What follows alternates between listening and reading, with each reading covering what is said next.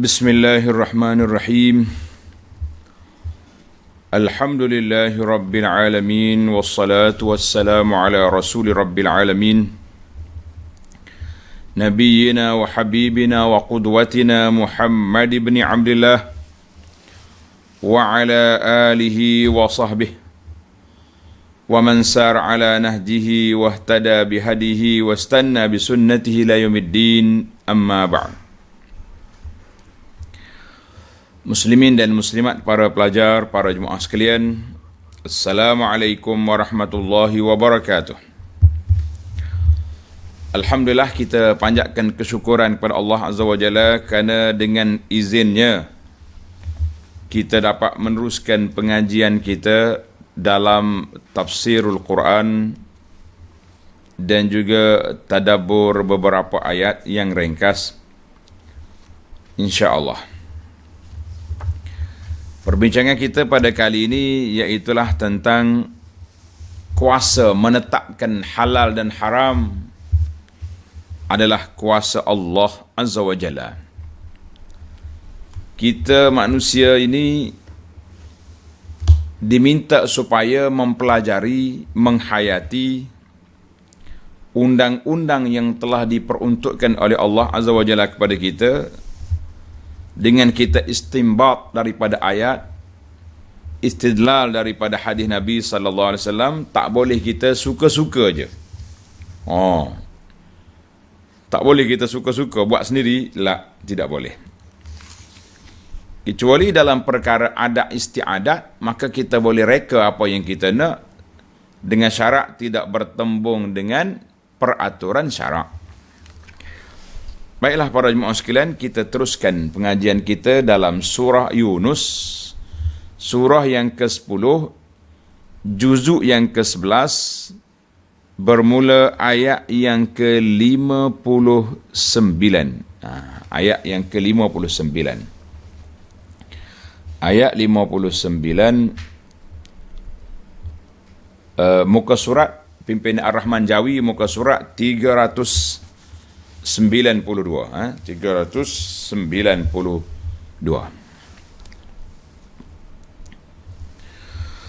A'udzu billahis samii'il 'aliim minasy syaithaanir rajiim. قل أرأيتم ما أنزل الله لكم من رزق فجعلتم منه حراما وحلالا قل الله أذن لكم أم على الله تفترون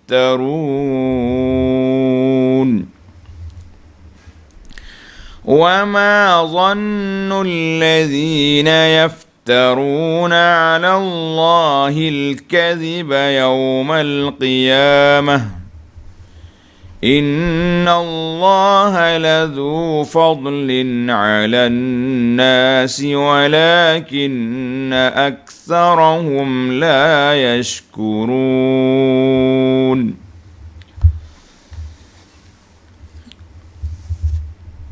Tengok kepada ayat 59. Qul ara'aytum ma anzalallahu lakum min rizqin. Katakanlah wahai Muhammad sallallahu alaihi wasallam kepada kaum yang mengada-ngadakan sesuatu hukum.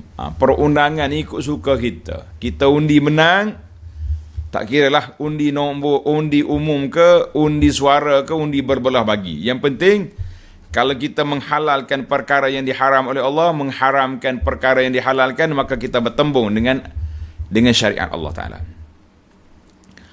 Allah tanya di sini, sudahkah kamu nampak baik buruknya sesuatu yang diturunkan oleh Allah untuk manfaat kamu itu, sehingga dapat kamu jadikan sebahagian daripadanya haram dan sebahagian lagi halal?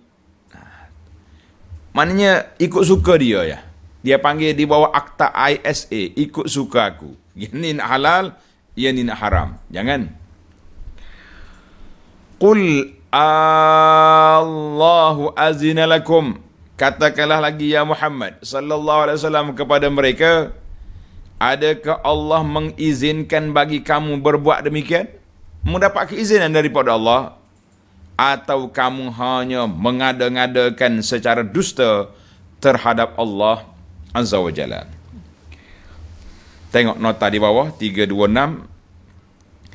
Ayat suci ini menegaskan bahawa di antara tujuan-tujuan ataupun maqasidul Quran ialah menyatakan undang-undang yang mengatur kehidupan manusia, tetapi ada pula segolongan manusia yang berani membuat undang-undang menurut hawa nafsunya sendiri. Baiklah para jemaah sekalian, ayat ini datang setelah kita berbincang tentang 4 maqasid objektif Al-Quran di dalam ayat 57 dalam perbincangan kita yang lepas. Kan? Qad ja'atkum mau'izatum mir rabbikum. Wa shifaa'un lima fis sudur. Wa hudan wa rahmah. Jadi Al-Quran itu menjadi pengajaran, bimbingan, panduan daripada Allah, dan dia juga sekaligus menjadi syifa. Kita dah bincang tentang syifa itu penawar kepada penyakit hati, sama ada syak, syubhat ataupun penyakit syahwat. Dua-dua sekali. Dan tidak lupa juga Quran juga boleh menjadi penawar kepada penyakit anggota al-a'dha yang dikatakan penyakit fizikal. Walaupun tujuan asas Quran bukan nak jadi bomoh, tetapi Al-Quran itu telah menjadi apa? Boleh dijadikan ubat penawar kepada segala perkara. Dan dia sekaligus petunjuk dan rahmat kepada kita. Maka Allah SWT minta supaya kita bergembira. Qul bifadlillahi wa rahmatihi. Katakanlah wahai Muhammad sallallahu alaihi wasallam, katakanlah dengan kedatangan Al-Quran, kedatangan Nabi Muhammad sallallahu alaihi wasallam, turunnya agama yang mulia ini dengan limpah kurnia daripada Allah Ta'ala dan rahmat daripada Allah. Maka bila kita sedar itu anugerah Allah, ini limpah, ini rahmat daripada Allah, fabidzalika falyafrahu, hendaklah kita bergembira, berbangga dengan Quran yang kita ada ini. Lebih baik daripada kita duk bangga dengan harta dunia yang dapat kita kumpulkan, yang akhirnya menjadi milik orang. Baiklah para jemaah sekalian, itu ayat yang lepas mengajar kepada kita beberapa perkara yang telah kita tadabbur dalam siri yang lepas. Maka dalam ayat ini sekali lagi Allah Ta'ala peringatkan kepada kita, iaitulah tentang rezeki yang dia beri. Qul ara'aytum ma anzalallahu lakum min rizqin. Katakanlah ya Muhammad sallallahu alaihi wasallam kepada puak-puak kafir, akhbiruni anir rizqil ladzi khalaqahu Allahu lakum. Ceritakan kepada aku tentang rezeki yang Allah anugerahkan kepada kamu. Kita ni tak usah duk cakap besar, tak usah duk buah besar, kan?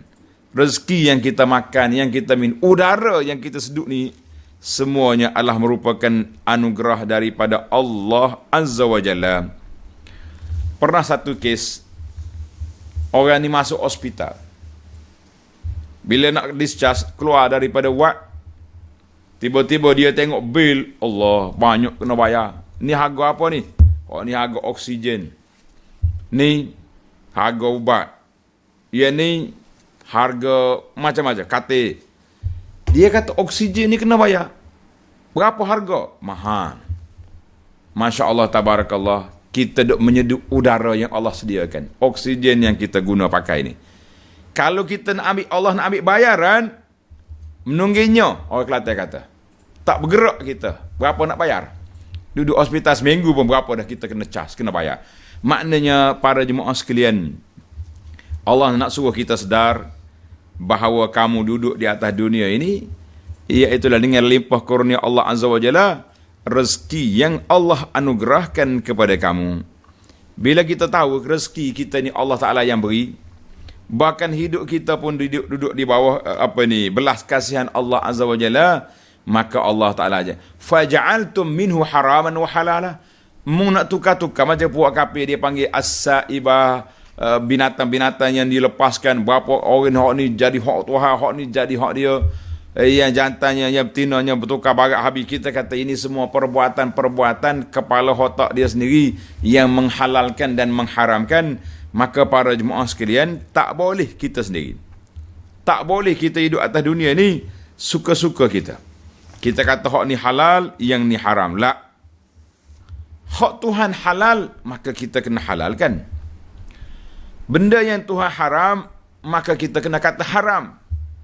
Kalau awak nak langgar juga PKP, yang Tuhan kata haram, biar dia tahu, dia buat dalam keadaan dia derhaka kepada Allah, dalam keadaan dia berdosa. Yang kita tak sedaknya, siapa dia halal haram ni? Ini kuasa kita, kita yang telah menghalalkan. Akta ini telah diluluskan oleh manusia. Manusia yang tidak beriman atas dasar majoriti kan. Kita sekarang ni lulus tak lulus satu perkara, sama ada dengan suara ataupun dengan berbelah bagi, kata orang.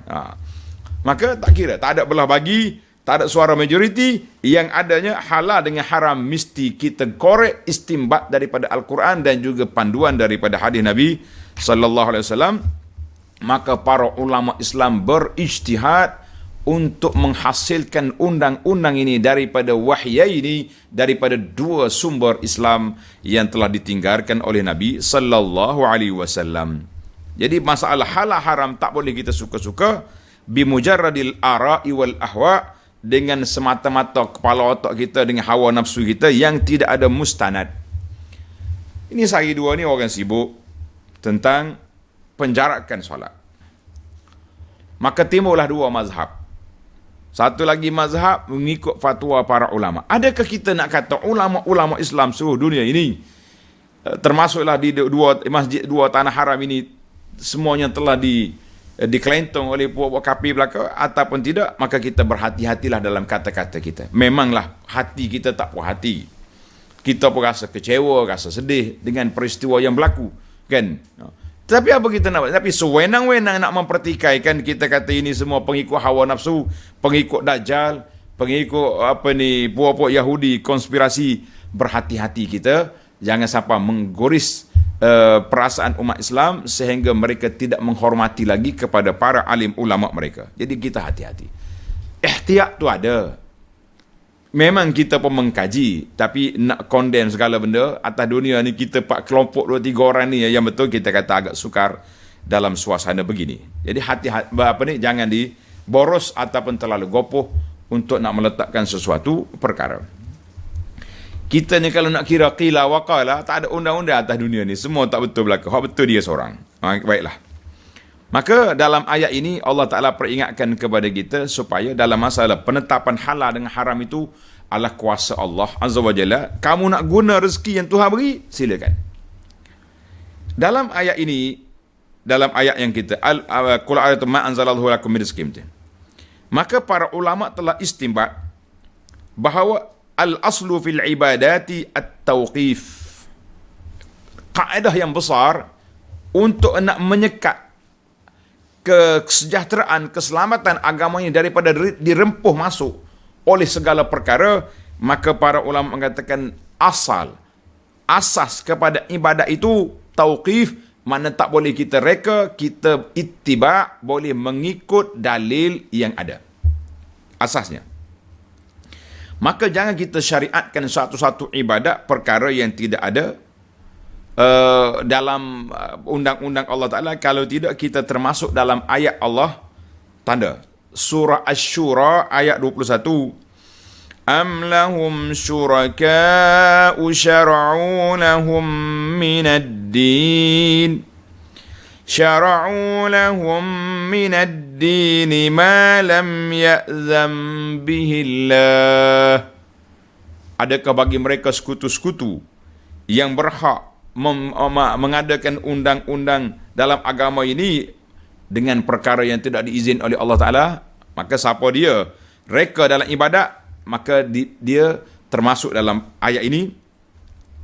Adapun dalam adat istiadat, kita nak pakai baju apa, kita nak pakai kopiah lagu mana, kita nak kasut macam mana, kan? Kita nak duduk bersela, kan, nak duduk atas kerusi, kita nak naik kereta ke naik motor, itu dia panggil di dalam adat istiadat al-aslu fiha al-afwu, maka asal dalam adat istiadat itu dibenarkan, terbuka luas. Maka jangan kita mengharamkan atau menyekat sesuatu yang tidak ada dalil pengharamannya daripada syarak. Contohnya kita kata pakaian ni tak boleh. Sebab apa? Tasyabuh bil kufar. Pakaian khuyala, sombong, megah, takabur. Mana kita kena tengok sebab lain. Tapi asal dia al-afu, mana al-maftuh, terbuka. Dia haram dengan sebab yang lain. Maka kita kena ada sebab. Kalau kita haram segala benda yang orang buat ni, maka dibimbangi dia termasuk dalam kumpulan Qul ara'aytum ma anzalallahu lakum min rizqin faja'altum minhu haraman wa halala, seperti ayat yang kita baca ini. Inilah yang disebut oleh para ulama Islam. Baiklah para jemaah sekalian, maknanya kita jangan bermudah-mudah. Jangan sewenang-wenangnya. Nak mengatakan halal haram bukan senang. Sebab itu kita tengok undang-undang rokok sahaja, berapa kali ulama-ulama ni berijtihad.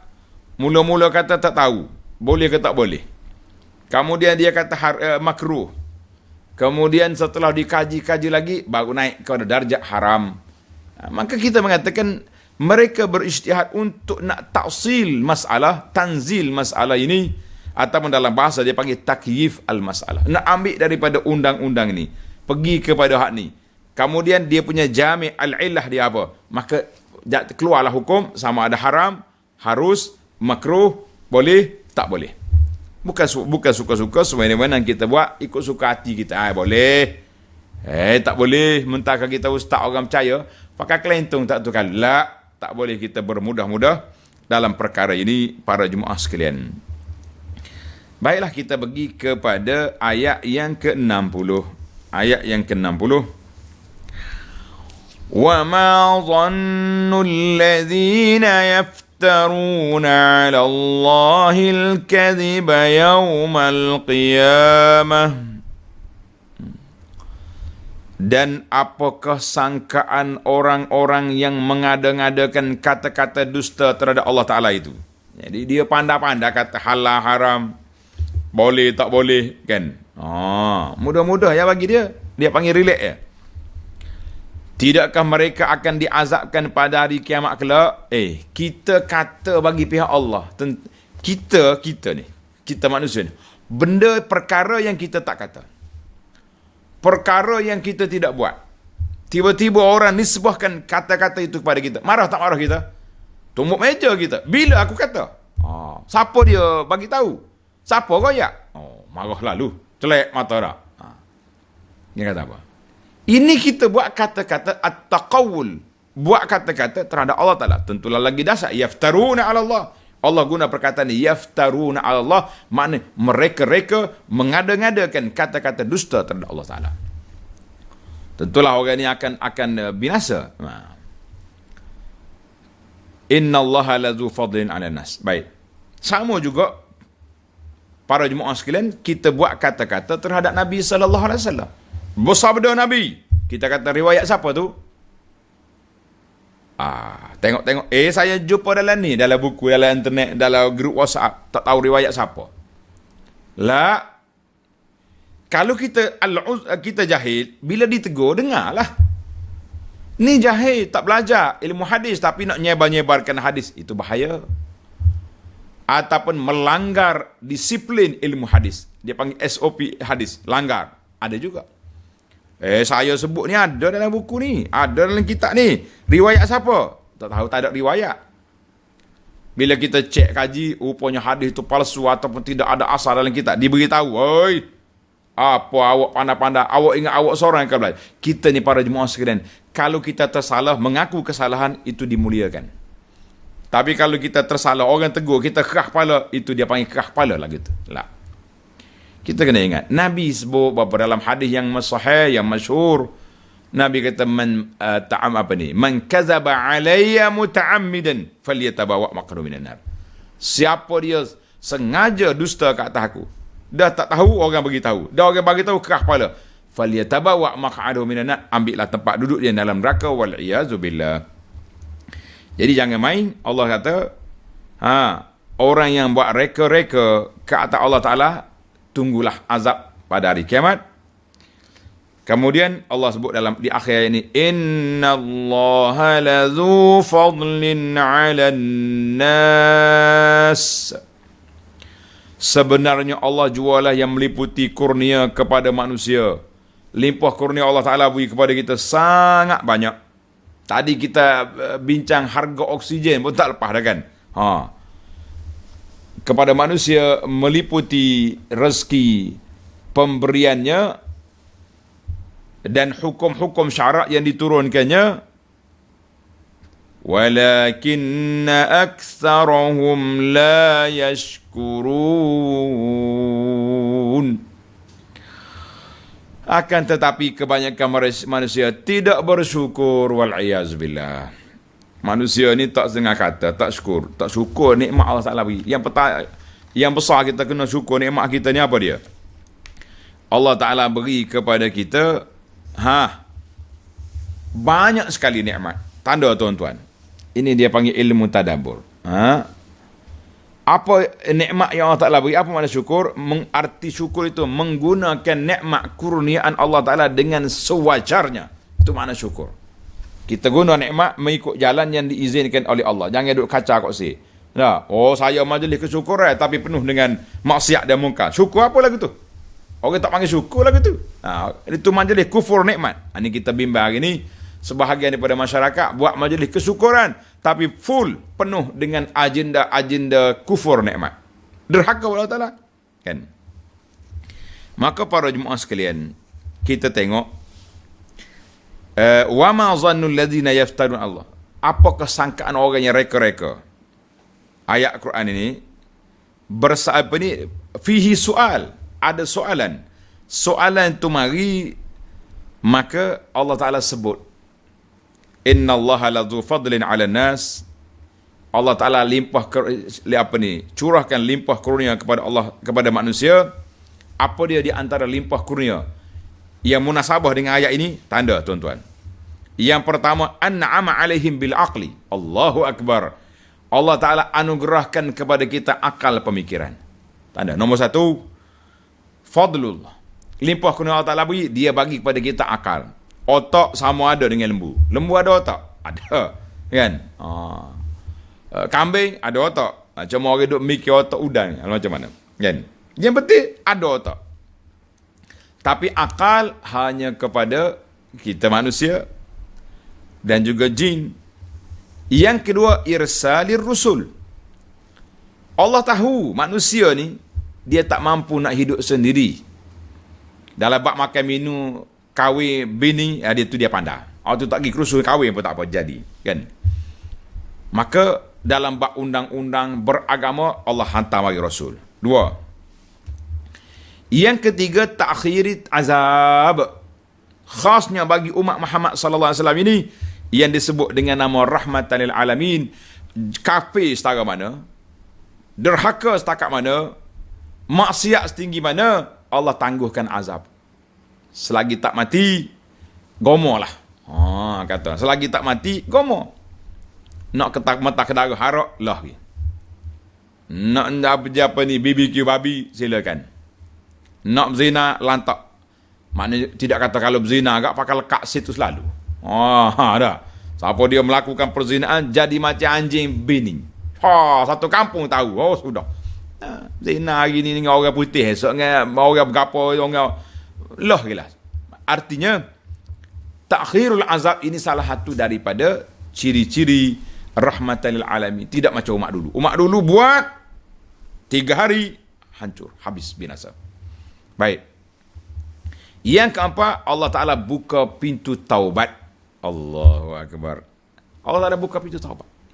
Jadi Tuhan bagi kepada kita nikmat-nikmat yang banyak, tapi manusia ni walakin aktsarahum la yashkurun. Allahu akbar, na'udzubillah. Walakin aktsarahum la yashkurun, tapi banyak di kalangan manusia tidak syukur, tak khabar, tak ingat. Konsep syukur ni macam mana? Tengok satu hadis Nabi sallallahu alaihi wasallam. Nabi kita bersabda kepada para sahabat dia. Ada seorang sahabat ni nama dia Malik bin Nadlah. Malik bin Nadlah radhiyallahu anhu. Dia dua tiga riwayat kata. Ada kata daripada Zuhair bin Abi Alqamah. Dia kata apa? Ataitu Rasulullah sallallahu alaihi wasallam wa ana qashifunil hay'ah. Allahu akbar. Aku pergi menghadap Nabi sallallahu alaihi wasallam dalam keadaan berpakaian serebeh sangat. Orang panggil selekeh lah, tak terurus. Mungkin kain selimut dia apa, cari-cari. Yang pentingnya tidak smart. Kita kata tak smart lah. Nabi tanya, hal laka mal? Saudara, mu ada harta? Qultu na'am. Ada Rasulullah. Kalau saya nak beli baju ni boleh lah. Qala min ayyil mal? Harta apa? Jenis apa yang kamu ada harta? Qultu min kullil mal. Macam jenis harta ada. Minal ibili. Saya ada unta, saya ada hamba, saya ada khail, ada kuda, ada kambing. Maka Nabi kita sebut, iza atakallahu malan. Apabila Allah Ta'ala anugerahkan kepada kamu harta, fal yura alaik, maka tunjukkanlah kamu itu ada harta. Artinya, Nabi tak suka orang ada harta tapi pakai serebet darawish, dia panggil. Tak terurus, kotor, cemar. Alah. Kita kena biar beli, bukan pakaian syuhrah, bukan pakaian bangga-bangga, sombong-sombong, orang panggil lah. Tapi kita pakai pakaian yang kita nampak, orang nampak dia ni ada nikmat, ada rezeki. Nah, kalau kita pakai jubah tu, poket banyak jubah ni. Dalam-dalam pula tu, banyaklah duit ringgit dalam tu. Tengok orang miskin, bismillah, tawakkal Allah. Hadis ni dikeluar oleh Imam Ahmad, kata dia Syekh Syuaib, isnaduhu sahih. Dan juga ada lagi riwayat-riwayat lain, dalam riwayat apa ni, At-Tabarani dan lain-lain, dia daripada Zuhair bin Abi Alqamah, Nabi kata, fa inna Allah yuhibbu an yara asarah ala abdihi hasanan wa la yuhibbul bu'sa walat tabaus. Allah Ta'ala bila dia beri harta kepada kita, dia nak tengok kesan nikmat itu. Kesan nikmat itu ada. Jadi Allah Ta'ala tak suka tengok kita ni bu'sa wat tabaus, nampak serebel, serabut, seronyih, kata orang Kelantan. Maknanya tidak terurus lah. Tu bahasa Kelantan kita, serabut, serebel, seronyih. Arab kata darawis, maknanya pakaian tidak terurus, rumah dia apa, kobar barak, habis masuk, na'udzubillah. Maka hadis ini dikeluar oleh At-Tabarani dan lain-lain. Kata di dalam Sahih Al-Jami' sanadnya hasan. Kita kata itulah kesan nikmat. Artinya biar orang miskin tengok kita, pakaian kita comel, kita berdekat dengan orang miskin, tangan holor, kita kata Masya Allah. Anak waktu kita budak-budak dulu pergi Mekah tawaf, setiap petang ada seorang pakcik ni, sepanjang dia tawaf, orang lalu dekat dia, dia bagi duit, Allah tangan. Kita kata Masya Allah, tabarakallah, pakcik ni, dia tengok orang ni, bagi. Jadi anak pun yalah, kita budak-budak kan, pergi lalu dekat dia juga, tak holor. Kita kata Masya Allah, kadang-kadang dia ada farasa, dia bukan semua Allah orang, dia kenal ada orang ni. Jadi boleh jadi geng-geng hak tawaf ni petang ni, tunggu tu ayah ni, syekh ni masuk, pakat tawaf belakang, jadi dapat. Sambil-sambil tawaf, sambil duduk bagi duit. Kita pergi tawaf kat dia, tak Allah. Kita kata tu ayah ni kenal aku berkali. Budak-budak nak main, nak pitih orang. Kita kata Masya Allah, ini maknanya biar nampak kesan nikmat tu ada. Ni kadang-kadang orang ni, kaya, kereta dia besar, baju comel, tapi tangan tak bergerak. Ini pun masalah juga. Tidak nampak kesan nikmat. Jadi kesan nikmat tu bukan kita kaya, duk tunjuk rumah besar, tunjuk ini besar. Kita kena tunjuk tangan panjang. Maknanya holo sentiasa. Infak, misabilillah. Biar dalam kepala masyarakat ni, apa-apa terjadi, kita ingat kepada haji fulan. Ingat, tak apa, insyaAllah haji tu ada. Kalau setakat nak 200, nak beli ubat, nak beli makanan tu, orang panggil Arab kata basit, maknanya simple je lah. Orang Kelantan kata mesejnya tu mudah sekali. Pak Haji, ni orang sakit ni nak beli ubat. Oh, Masya Allah, berapa maknanya biar kita jadi marja', jadi rujukan, menjadi tempat sebutan orang, sebagaimana berlaku pada pendakwah-pendakwah zaman kita ini sebahagiannya. Alhamdulillah. Baiklah, kalau kita nak panjang boleh panjang, tapi cukuplah setakat itu dulu untuk kita tadabbur bahawanya Allah Ta'ala bila beri nikmat, dia nak tengok kesan nikmat itu ke atas kita. Ada nikmat ilmu, mana kesan dia? Mengajar. Nikmat harta, kesan dia? Infak. Nikmat kuasa pangkat, kesan dia? Turun kebajikan kepada masyarakat. Maknanya semua nikmat. Oh, nikmat dia gagah perkasa, orang ni tak tolong apa, ada selalu dia. Ni duk hari-hari duk angkat berat, keren. Orang minta tolong angkat berat, cebeh. Buat faedah apa? Allahu Akbar, Masya Allah, Tabarakallah. Baiklah, kita pergi kepada ayat 61. وَمَا تَكُونُ فِي شَأْنٍ وَمَا تَتْلُو مِنْهُ مِنْ قُرْآنٍ وَلَا تَعْمَلُونَ مِنْ عَمَلٍ إِلَّا كُنَّا عَلَيْكُمْ شُهُودًا إِذْ تُفِيضُونَ فِيهِ وَمَا يَعْزُبُ عَنْ رَبِّكَ مِنْ مِثْقَالِ ذَرَّةٍ فِي الْأَرْضِ وَلَا فِي السَّمَاءِ ولا أصغر من ذلك ولا أكبر إلا في كتاب مبين. الله أكبر. Dan tidaklah engkau wahai Muhammad sallallahu alaihi wasallam dalam menjalankan sesuatu urusan, dan tidaklah engkau dalam membaca sesuatu surah atau suatu ayat dari Al-Quran, dan tidaklah kamu wahai umat manusia semua dalam mengerjakan suatu amal usaha. Semua kita, Nabi dengan menyampaikan tugas, kita pula dengan apa yang kita lakukan. Melainkan adalah kami. Siapa dia kami? Yakni Allah Azza wa Jalla itu akan menjadi saksi terhadap kamu. Masya Allah. Ini dia panggil maqam al-ihsan. An ta'budallaha ka'annaka tarah. Wa illam takun tarahu fa innahu yarak. Kita kena jangan lupa ni.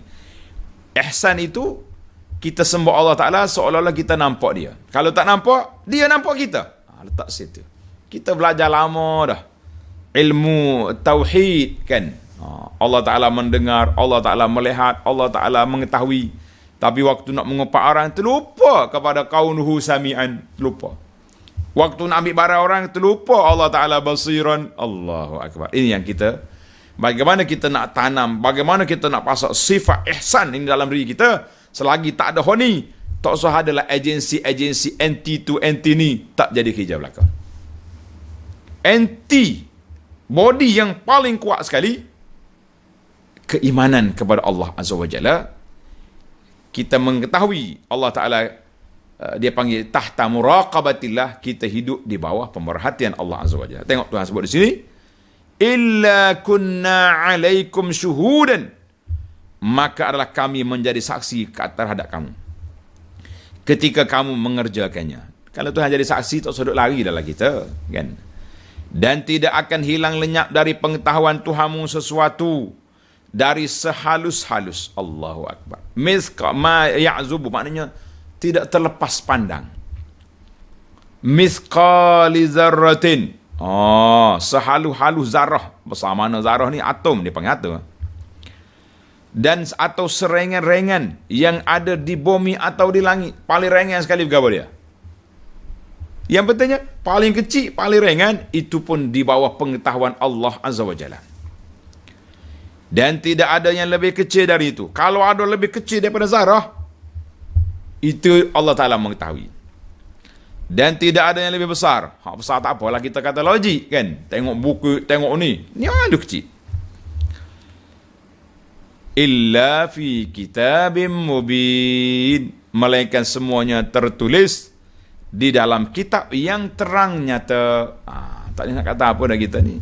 Semua benda telah ditulis oleh Allah Azza wa Jalla Tidak boleh lagi kita nak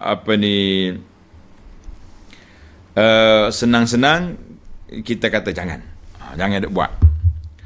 Baiklah para jemaah sekalian, ayat ini mengajar kepada kita makna tauhid. Apa makna tauhid? Keimanan kita kepada Allah Azza wa Jalla biar mantap, bahawa semua kita ni duduk di bawah pemerhatian Allah Azza wa Jalla, duduk di bawah tahta muraqabatillah. Dalam ayat lain banyak sekali lah, tuan-tuan tanda lah. Suratul An'am ayat 59, wa indahu mafatihul ghaib. Suratul Hud ayat 6 yang kita akan baca nanti, Suratul Hud, wa ma min dabbatin fil ardi illa 'ala Allahi rizquha wa ya'lamu mustaqarraha wa mustaudaha kullun fi kitabim mubin. Dalam suratul Haji ayat 70, sekali lagi Allah Ta'ala ulang, ayat-ayat ini mesti dipasakkan dalam jiwa kita, ditanam ke dalam diri anak-anak kita, supaya mereka hanya takut kepada Allah, tidak takut kepada CCTV manusia. Hari ini kita kalau bunyi CCTV, CCTV tu, jangan. Tapi kenapa kita lupa kepada CCTV yang Allah Ta'ala pasangkan 24 jam, tak pernah miss, tak pernah padam, tak pernah blackout, tak ada. Jalan terus. Berani pula kita langgar. Na'udzubillah. Kan? Maka para jemaah sekalian, kita pergi kepada ayat yang ke-62. Tanda ayat ini ciri-ciri wali Allah. Kita kenal wali Allah siapa. Jangan bertukar di antara wali baris bawah dengan wala baris atas. Kita bertukar kadang-kadang. Ayat 62. Ala inna awliya Allahi la khawfun alaihim wa la hum yahzanun. Allahu Akbar. Ketahuilah, sesungguhnya wali-wali Allah Ta'ala itu. Siapa dia wali ni? Awliya Allah. Siapa dia wali Allah Ta'ala? Kita kena kaji di sini, kalian dikatakan wali Allah tu siapa? Wali Allah Ta'ala itu iaitulah orang-orang yang beriman. Ni kita ni kadang-kadang kita kata wali tu hok pakai baju serebeh, kan? Hok tak mandi, ya tu wali. Jangan bertukar. Awliya Allah iaitulah orang-orang yang telah membela agama Allah Ta'ala. Orang yang telah menunjukkan kasih sayang kepada perjalanan agama ini. Orang yang telah beramal dengan apa yang telah diturunkan oleh Allah Azza wa Jalla. Maka itu dia panggil wali Allah Ta'ala. Siapa? La khawfun alaihim wa lahum yahzanun. Dalam ayat 62 Allah Ta'ala bagi anugerah. Tidak ada kebimbangan dari sesuatu yang tidak baik terhadap mereka di dunia dan juga di akhirat, dan mereka pula tidak akan berduka cita berpisahnya dengan dunia ini. Tak duka cita. Akhirat esok tak takut. La khaufun wala yahzanun. Dua tidak ada. Maknanya wali Allah Ta'ala ni dia tidak takut untuk bertemu Allah sebab dia ada bekalan. Ada bekalan. Dia tidak duka cita meninggalkan dunia sebab dia tahu orang yang baik-baik, anak-anak cucu dia dijaga oleh Allah Azza wa Jalla. Masya Allah, tabarakallah. Allahu yatawalla salihin. Allah Ta'ala yang menjaga orang-orang yang saleh. Anda tak ada duka cita. Baik, kita pergi kepada ciri-ciri wali Allah. Siapa dia? Ayat 63 memberi jawapan kepada kita. Allazina amanu wa kanu yattaqun. Tuan-tuan tanda. Wali Allah Ta'ala itu ialah orang-orang yang beriman serta mereka pula sentiasa bertakwa. Itulah ciri-ciri wali Allah. Tengok nota 328. Ayat suci ini memberi pengertian untuk memperkenalkan kepada kita siapakah wali Allah Ta'ala itu. Wali Allah Ta'ala itu ialah orang yang dikasihi oleh Allah Ta'ala. Dan pengenalan wali Allah itulah iaitulah orang-orang yang beriman dengan sebenar-benarnya dan yang bertakwa dengan sedaya upayanya. Iman itu ialah kepercayaan yang tersemat dalam hati serta dibuktikan oleh amal perbuatan. Ini definisi Ahlus Sunnah. Puak-puak Murji'ah dia kata tak apa. Iman tu kita kata beriman, kita tak solat ke, tak apa ke, sama je iman dia. Mantap. Itu dia panggil puak-puak Murji'ah. Zaman kita hari ni lebih kurang semi Murji'ah ni, geng-geng liberal, pluralism ni ada semi puak-puak Murji'ah. Dibuktikan dengan amal perbuatan, dan amal perbuatan itu pula ialah melaksanakan dan mengerjakan perintah-perintah Allah serta berusaha menjauhi larangannya. Kita jangan duk main istilah-istilah yang dipakai oleh sebahagian orang. Dia kata apa? Ilmu ni terbagi 3, hakikat, makrifat, tarekat. Oh, tu dia. Ilmu hakikat, makrifat, tarekat. Kamu dia bagi pula ilmu syariat, ilmu isi, ilmu kulit pula dah. Dia kata kita ahli syariat ni orang kulit, kena solat, kena puasa, kena ni. Kami sudah naik ilmu hakikat, tak payah lagi semaya, cukup dengan niat. Masya Allah, tabarakallah. Ini pengalaman sendiri, anak tengok seorang pakcik. Tapi fakta ni saya lupa di mana tempat. Masa tu tidak ada lah gambar-gambar tu lah, prank, ambil gambar gini kan. Kalau tidak kita sering dah. Anak nak pergi satu masjid, nak bagi tazkirah, tengok ada orang tidur tepi masjid. Sehak, gemuk, serebeh gitu, darwis. Kata gerak pakcik tu nak maghrib ni. Shh, AJK masjid. Kata kenapa? Wali tu. Apa? Wali? Dia solat di Mekah ni, tak maya sini. Kita kata Masya Allah. Mau percaya? Orang tak semaya duduk di masjid kita, dia maya Mekah. Orang kampung tu boleh percaya bagaimana dia nyekelentung, goreng dia main-main. Goreng hidup-hidup kata orang ni. Bukan goreng mati ni, goreng hidup-hidup. Boleh percaya? Lah. Kita mengatakan selagi orang ni menyalahi syariat Islam, kita mengatakan mereka itu bukan wali. Bahkan mereka boleh ditukar baris daripada baris atas kepada baris bawah kepada baris atas, dipanggil wala, bukan wali. Alladzina amanu wa kanu yattaqun, orang yang beriman dan bertakwa. Bertakwa itu makna apa? Iaitulah orang yang melaksanakan perintah Allah dan meninggalkan segala larangan. Itu makna takwa. Kita jangan mudah-mudah ni gak orang mari cerita apa pun pakai jadi belaka.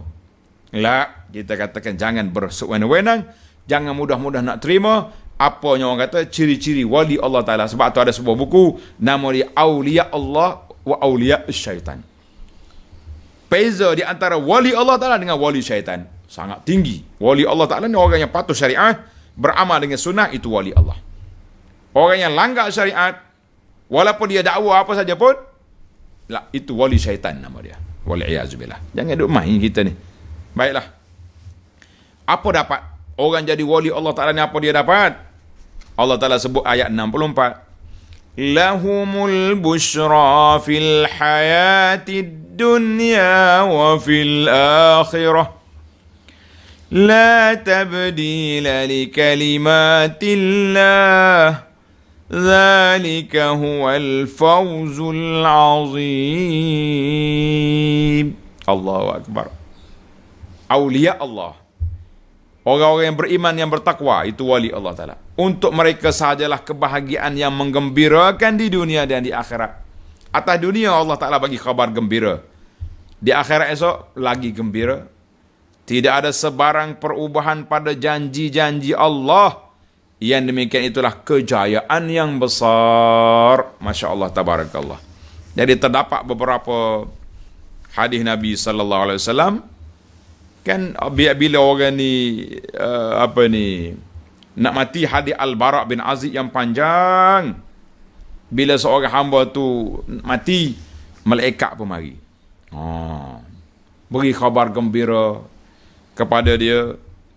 Dan masuk dalam kubur, datanglah seorang yang comel rupa dia. Hasanul wajhi, hasanul siyab, tayyibur rih. Bau wangi, muka comel, pak baju lawa. Mari kat mayat dalam kubur. Dia kata, absyir billadhi yasurruk. Allahu Akbar. Terimalah khabar gembira dengan perkara yang menyukakan kamu. Inilah hari yang telah dijanjikan oleh Allah Azza wa Jalla. Si mati tanya, man anta? Siapa awak? Dia kata, akulah amal-kamal kamu yang soleh. Itu dalam kubur. Sebelum masuk kubur, kita sudah baca dalam tanda, tuan-tuan. dalam surah Fussilat ayat 30-31. Innal ladzina qalu rabbuna Allahu thumma istaqamu tatanazzalu alaihimul malaikatu alla takhafu wa la tahzanu wa abshiru bil jannati allati kuntum tu'adun. Orang-orang yang istiqamah dengan Islam, dengan iman, dengan ihsan atas dunia, bila nak mati malaikat mari duduk dekat dia. Wa abshiru wala takhaf wala tahzan. Malaikat bisik, jangan takut. Tempat dudukmu dalam syurga. Allah Ta'ala buka, dia tengok, senyum. Sebab itulah orang baik-baik ni mati senyum. Dia nampak di mana dia nak pergi. Wala tahzanu, jangan susah. Anak-anakmu Allah Ta'ala yatawalla salihin, akan jaga anak-anak cucumu. Jangan takut. Wa abshiru bil jannati allati kuntum tu'adun. Sebab itulah kata Nabi SAW, man ahabba liqa Allah, ahabba Allah liqa'ah. Siapa dia suka nak jumpa Allah, Allah Ta'ala suka nak bertemu dia. Maknanya, orang mukmin bila dapat khabar gembira tempat duduk dalam syurga, dia nak matilah ni lagi. Kalau boleh, ada doktor sebelah, nak suruh doktor, baliklah doktor. Balik. Saya nak mati dah. Anak-anak ni serabut, doktor. Dah. Tu ayah dia nak mati. Sebab dia sudah tengok tempat duduk dalam syurga. Masya Allah, tabarakallah. Jadi, ayat ini tanda, ayat 30, khabar gembira bagi orang yang beriman. Dalam hadis Nabi SAW juga banyak Nabi menceritakan bagaimana orang-orang yang soleh bila nak mati, malaikat mari duduk depan kita. Masya Allah, tabarakallah. Dalam hadis panjanglah. Yang penting banyak dah hadis-hadis yang menunjukkan perkara sedemikian. Maka para jemaah sekalian, kesimpulan daripada ayat yang kita baca di sini, iaitulah tentang wali Allah Ta'ala, awliya Allah, mereka yang telah dapat mengumpulkan dalam hidup dia iman yang sahih dan takwa yang jitu, amalan yang zahir dengan yang batin sama. Kita tidak ada amal syariat syariat lain, orang hakikat lain, syariat yang paling tinggi hakikat siapa dia? Nabi sallallahu alaihi wasallam. Nabi kita solat bersama dengan orang Islam. Nabi tak kata, Abu Bakar, mu solat di Madinah, aku nak pergi solat balik Mekah. Tak. Kalau kata Nabi nak pergi solat Mekah pun kita percaya. Ni tu ayah kita duduk tidur terguling sini solat Mekah. Macam mana? Pasal itulah anak gorang orang masjid kata lepas ni kalau ada makanan, bawa pinggan kosong dia letak situ, kita kata oleh tanah tu ayah mayai Mekah, buat baliklah nasi mandi, nasi unta, baru tahu. Tak, baru pecah pinggan malam tu. Jadi kita kena jelas awliya Allah dan awliya syaitan. Cari buku ni. Dua perbezaan yang cukup besar. Jadi insya-Allah para jemaah sekalian, kita akan sambung lagi dalam siri yang akan datang bermula ayat 65. Subhanakallahumma wa bihamdika asyhadu an la ilaha illa anta astaghfiruka wa atubu ilaik. Allahu akbar. Assalamualaikum warahmatullahi wabarakatuh.